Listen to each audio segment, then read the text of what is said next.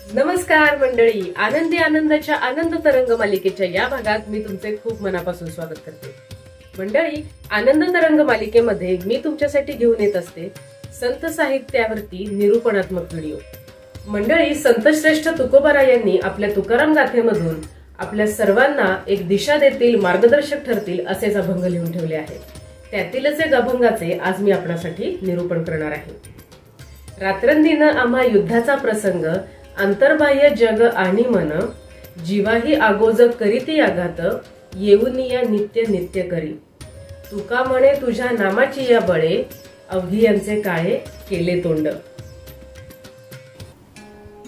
अभंगाच्या सुरुवातीलाच तुकोबाराया म्हणता आहेत, रात्रंदिन आम्हा युद्धाचा प्रसंग। अशीच काहीशी अवस्था आपणा सर्वांच्या बाबतीत देखील होत असते। रात्रंदिन आम्हा युद्धाचा प्रसंग म्हणजेच काय की आपल्या मनामध्ये कायम काही ना काही नव्हे द्वंद्व चालू असतं। आपल्या मनामध्ये कशाने ना कशाची चिंता सुरू असते। अंतर्बाह्य जग आणि मन असं संत तुकोबाराया पुढे म्हणतात। तर ही जी द्वंद्व आहेत, ही जी युद्ध आहेत, ती आपल्या आतील सुद्धा आहेत आणि बाहेरील सुद्धा आहेत। तर आपण सुरुवातीला बाहेरील युद्धांचा विचार करूया। बाहेरील युद्ध म्हणजे आपल्याला काही कुठे लढायला जायचं नाहीये किंवा आपल्यावर कोणीतरी शत्रू चाल करून येणार नाहीये।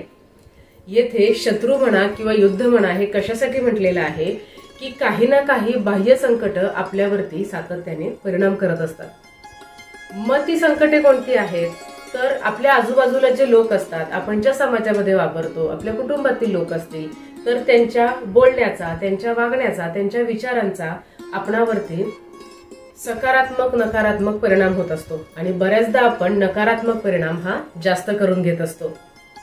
कोणी काहीतरी टाकून बोललं, कोणी काहीतरी सहकार्य केलं नाही किंवा विचित्र वागत असलं तर आपल्याला अतीव दुःख होतं आणि आपण सातत्याने त्याचाच विचार करत राहतो आणि आपल्या प्रकृतीवरती, आपल्या वागण्यावरती, आपल्या कामावरती त्याचा विपरीत परिणाम होत असतो। काही लोक असे असतात की जे मुद्दामून आपल्या कामामध्ये आपण म्हणूया खोडा घालत असतात किंवा आपल्या कामामध्ये अडथळा निर्माण करत असतात। अशी विचित्र बुद्धीची लोक आपल्या आजूबाजूला अनेक आहेत की ज्यांना आपण जे काही चांगलं काम करतो आहे ते बघवत नाही किंवा आपल्याला त्रास द्यायचा असतो। अशा विचित्र बुद्धीचे लोक आपल्या आजूबाजूला बरेच असतात। त्यामुळे काही ना काहीतरी कारणाने ते आपल्या कामामध्ये अडसर आणत असतात आणि आपण त्याचा परिणाम खूप करून घेतो। आपलं काम बिघडतं, आपलं काम होत नाही, आपली मानसिक अवस्था बिघडते, अशा अनेक गोष्टी होतात। त्याचबरोबर जसं आपल्या आजूबाजूचे लोक आपल्यावरती परिणाम करत असतात तसंच आपल्यावरती काही आघात होत असतात। आपले ऍक्सिडेंट म्हणूया, आपले अपघात होत असतील म्हणा किंवा ज्या नैसर्गिक आपत्ती सध्या आपल्यावरती येत आहेत, पूर्वी पण येत होत्या, आता वाढलेल्या आहेत तुलनेने। महापूर असेल, भूकंप असेल, वणवा असेल आणि अशा अनेक गोष्टी आहेत की ज्यांनी आपलं जे वैयक्तिक आयुष्य आहे आणि आपलं सामाजिक आयुष्य आहे त्याच्यावरती खूप मोठा विपरीत परिणाम होत असतो आणि त्याचाच परिणाम आपल्या वैयक्तिक आयुष्यावरती होऊन, आपल्या तब्येतीवरती होऊन त्याचं युद्ध म्हणूया, त्याचं द्वंद्व म्हणूया कायम आपल्या मनामध्ये सुरू असतं आणि आपलं आयुष्य बऱ्याचदा त्यामध्ये होरपळलं जातं। तर हे जे आहे रात्रंदिन आम्हा युद्धाचा प्रसंग, मग कोणती ना कोणती तरी युद्ध, कोणतं ना कोणतं तरी मानसिक अवस्था, विचार मंथन, अस्वस्थता ही कायम आपल्यामध्ये चालू असते। हे झालं बाह्य युद्धांबद्दल, बाह्य गोष्टींचा जो आपल्यावरती परिणाम होत होतो। आणि आपल्या ज्या मानसिक अवस्था आहेत की काहीतरी आपल्या मनाविरुद्ध घडलं किंवा एखाद्या गोष्टीसाठी आपण प्रयत्न करतो आहोत आणि ती गोष्ट होत नाहीये, अशा अनेक गोष्टी असतात। किंवा जसं मी मगाशी म्हटलं की आपला अपघात झालेला आहे, आपण आजारी पडलो आहोत किंवा खूप दिवस आपण आजारी आहोत, तर अशा गोष्टींचा आपल्या मानसिक अवस्थेवरती खूप जास्त परिणाम होतो। आपण त्याने देखील खचून जातो किंवा ज्या बाह्य गोष्टी आहेत त्या बाह्य गोष्टींचा परिणाम घेऊन सुरुवात आपल्यापासून होते, आपण खचून जातो आणि पुढच्या कोणत्याही गोष्टी करण्यासाठी आपल्याला उत्साह राहत नाही। तर आपण झोपल्यानंतर सुद्धा कधी कधी आपल्याला झोप लागत नाही, आपण त्या विचारांमध्ये असतो, बऱ्याचदा स्वप्न पडतात, त्याच्यात सुद्धा बऱ्याचदा अस्वस्थता आपल्याला दिसत असते की जी आपली रोजच्या आयुष्यात आहे, त्याचा शरीरावर आपल्या विपरीत परिणाम आहे। मग हे जे सगळं युद्ध आहे ते सातत्याने काही ना काही कारणाने चालूच आहे। जीवाही आगोज करीती आघात, येऊन या नित्य नित्य करी। कायम कोणती ना कोणती तरी संकट प्रेक्षक आपल्यावरती येत राहणार आहेत. आपल्या मनाने तयार केलेली संकट असतील, बाह्य प्रकृतीने केलेली संकट असतील, आजूबाजूच्या लोकांनी निर्माण केलेली संकट असतील, असं कोणत्या ना कोणत्या संकटाला आपल्याला कायम सामोरं जायचंच आहे. पण हे सामोरं जात असताना आपण आपली मानसिक अवस्था किती गंभीर ठेवतो आहोत, किती स्टेबल ठेवतो आहोत, म्हणून आपण स्थिर राहतो आहोत, किती विचाराने वैचारिकतेने आपण त्या सर्वाला सामोरे जाणार आहोत, हे अतिशय महत्वाचं आहे. आघात तर होणारच आहेत, पण या आघातांचा किती परिणाम आपल्यावरती करून घ्यायचा हे शेवटी आपल्यावरती अवलंबून आहे.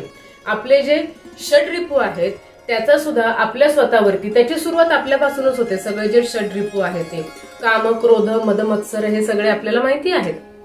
लोभ आहे. तर या सगळ्या षड्रिपूंचा सुद्धा आपल्या आयुष्यावरती आपण जर ते अतिरिक्त प्रमाणात करायला गेलो तर त्याचा विपरीत परिणाम होणार आहे.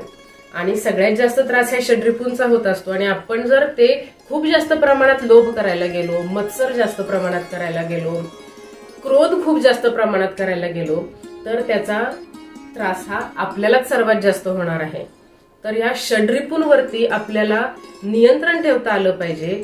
या गोष्टी किती प्रमाणात वाढवायच्या किंवा त्याचा पुन्हा आपल्यावरती किती परिणाम करून घ्यायचा हे आपल्या स्वतःच्या मानसिकतेवरती, स्वतःवरती अवलंबून आहे.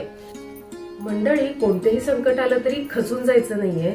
मी यातून बाहेर पडणार आहे, मला अडचणीवर मात करणं शक्य होणार आहे, हे कायम आपण मनाला बजवायचं आहे.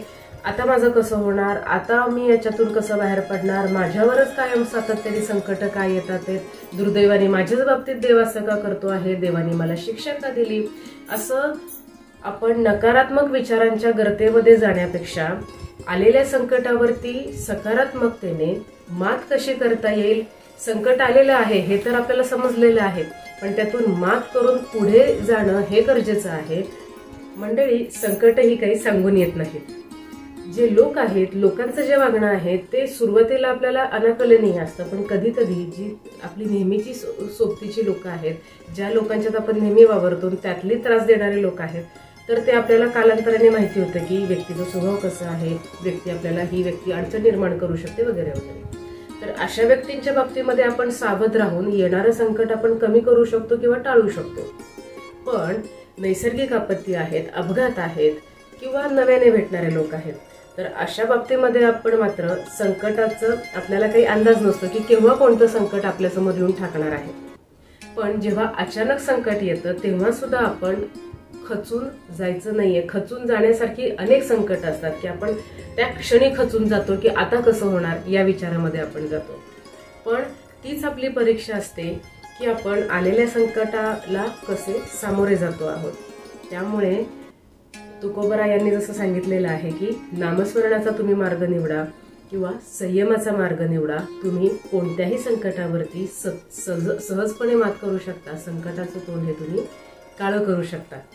तर मंडळी, कोणत्याही नकारात्मक गोष्टीला किंवा कोणत्याही संकटाला घाबरून न जाता, खच्चीकरण आपले स्वतःचे करून न घेता सर्व गोष्टींना धैर्याने सामोरे जा. अचानक आलेल्या संकटाला किंवा त्रासदायक लोकांच्या बाबतीमध्ये मन शांत ठेवा, संयम ठेवा, अंतर्मुख होऊन विचार करा. काय मार्ग काढता येईल याच्यावरती जास्त विचार करा, जेणेकरून आपल्याला संकटातून चांगल्या पद्धतीने बाहेर पडणं हे कायम सोपं जाईल. तर मंडळी, आजचे हे संत तुकोबरा यांच्या अभंगाचे निरूपण तुम्हाला कसे वाटले हे कमेंट करून नक्की सांगा. व्हिडिओ लाईक करा, शेअर करा आणि असेच नवनवीन विषय पाहण्यासाठी आनंदी आनंदला जरूर सबस्क्राईब करा. भेटूया एका नव्या विषयासह आनंदी आनंदच्या पुढच्या भागात. तोपर्यंत नमस्कार.